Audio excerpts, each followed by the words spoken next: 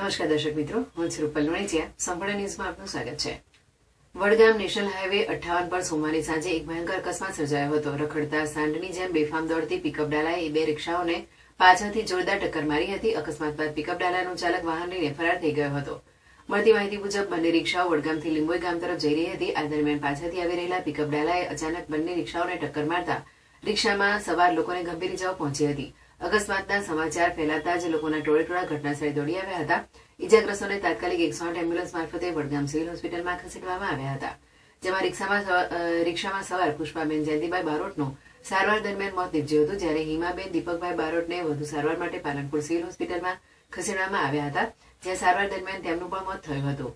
લીંબોઈ ગામની બે મહિલાઓના અકાળ અવસાનથી સમગ્ર ગામમાં શોકની લાગણી પ્રસરી ગઈ હતી અને ગામમાં ગમગીની છવાઈ ગઈ હતી. ઘટનાની જાણ થતાં વડગામ પોલીસ સ્થળ પર પહોંચી હતી અને પિકઅપ ડાલા ચાલકની શોધખોળ સહિત વધુ તપાસ હાથ ધરી છે.